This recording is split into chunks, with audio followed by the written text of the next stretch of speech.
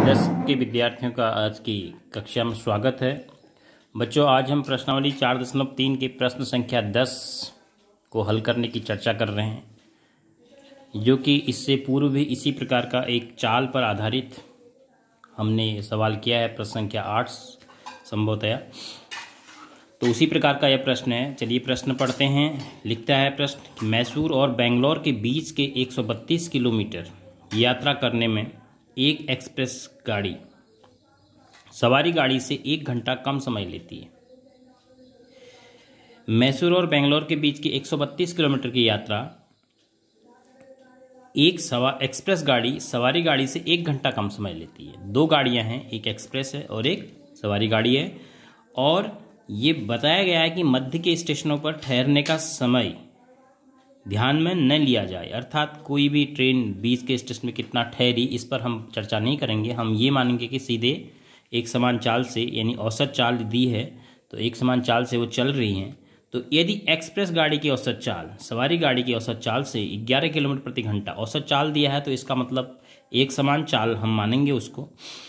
11 kilometre प्रति घंटा अधिक हो तो दोनों रेलगाड़ियों की औसत चाल ज्ञात कीजिए। तो अब इसमें दो रेलगाड़ियां हैं, एक सवारी गाड़ी है और उससे 11 किलोमीटर प्रति घंटा अधिक चाल है एक्सप्रेस गाड़ी की। तो हम मान लेते हैं कि माना सवारी गाड़ी की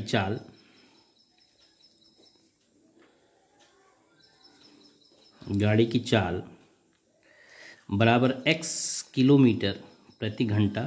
तो इससे आपको एक्सप्रेस गाड़ी की चाल इस x के आधार पर प्राप्त होगी कि चाल बराबर x धन 11 किलोमीटर प्रति घंटा। क्या कर रही है? अब दूरी है 132 किलोमीटर। इस दूरी को तय करने में सवारी गाड़ी कुछ समय लेगी और इसी दूरी को एक्सप्रेस गाड़ी भी कुछ समय लेगी। दोनों के समय का अंतर दे रखा है 1 घंटा। सवारी गाड़ी 1 घंटा समय अधिक लेगी और एक्सप्रेस गाड़ी सवारी गाड़ी से 1 घंटा समय कम लेगी। तो चाल, दूरी और समय का हमारे पास सूत्र है, दूरी बराबर चाल गुणा समय। तो हमें अगर समय निकालना है तो दूरी बट्टे चाल। तो एक्सप्रेस गाड़ी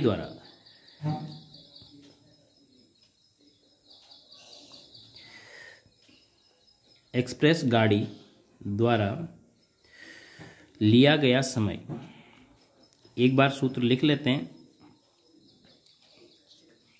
बराबर दूरी बट्टे चाल। तो दूरी जो तय करनी है वो है 132 किलोमीटर और एक्सप्रेस गाड़ी की जो चाल है वो है x धन 11। तो इतना घंटा समय लिया गया है एक्सप्रेस गाड़ी के द्वारा। अब सवारी गाड़ी द्वारा लिया गया समय बराबर, सवारी गाड़ी ने भी 132 किलोमीटर दूरी तय करनी है और चाल है उसकी x। अब ये कह रहा है कि जो यह समय है सवारी गाड़ी इससे 1 घंटा अधिक लेती है, अर्थात ये जो समय है इससे 1 घंटा कम है। तो हम प्रश्नानुसार जो प्रश्न दिया है,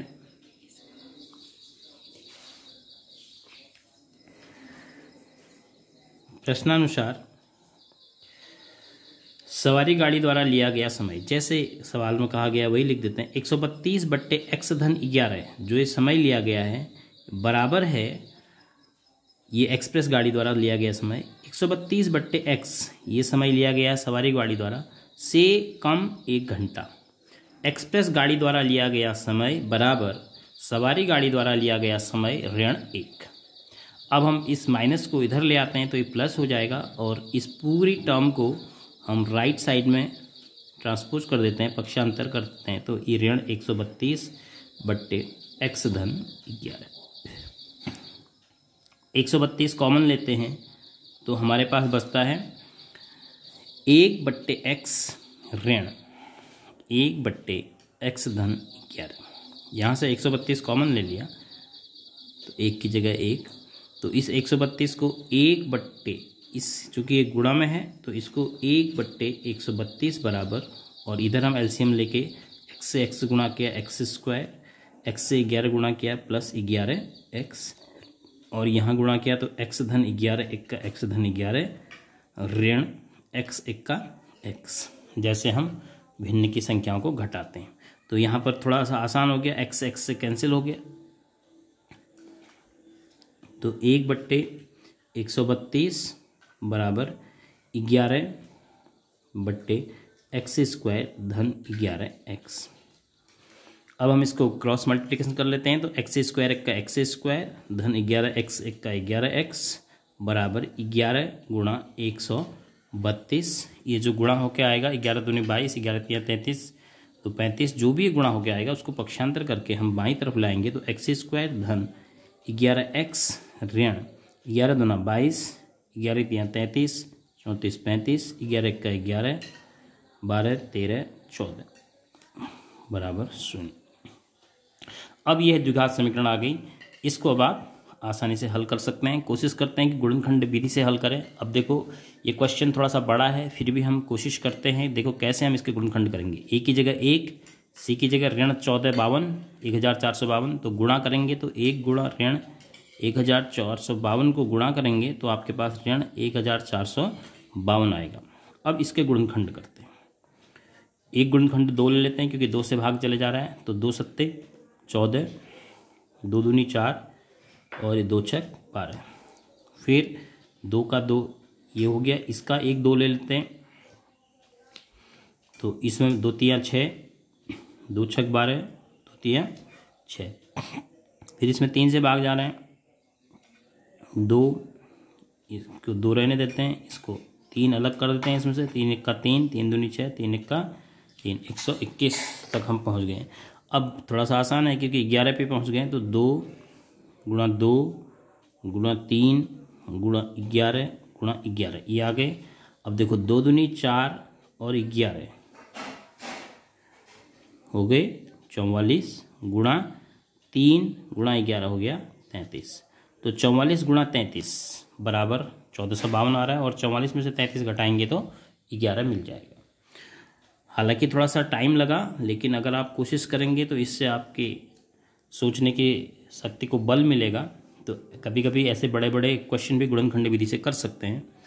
x² धन 44x ऋण 33x, किसकी जगह लिखा 11x की जगह, इसके आधार पर ऋण 1452 बराबर 0। तो यहाँ से x कॉमन ले लिया तो x धन 44 और ऋण 33 कॉमन लिया तो x धन 44 बराबर 0। तो एक ब्रैकेट में x धन 44 फिर से कॉमन, तो दूसरे ब्रैकेट में आपके पास x ऋण 33 बचना है बराबर 0। अब आपको यहाँ से पता चल रहा होगा कि x के 2 मान आएंगे। x बराबर एक तो आएगा ऋण 44 और दूसरा आएगा धन 33। अब चूँकि x सवारी गाड़ी की चाल है, x जो है सवारी गाड़ी की चाल है, तो यह ऋणात्मक नहीं हो सकती है, इसलिए x का मान क्या आएगा 33। तो अतः पहले स्टेटमेंट एक लिख लीजिए, चूंकि चाल ऋणात्मक नहीं हो सकती,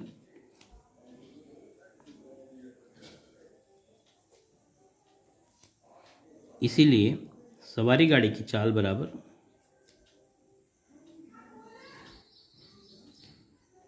की चाल बराबर 33 किलोमीटर प्रति घंटा, और एक्सप्रेस गाड़ी की चाल इसमें 11 जोड़ देंगे तो 44 किलोमीटर प्रति घंटा हो जाएगी।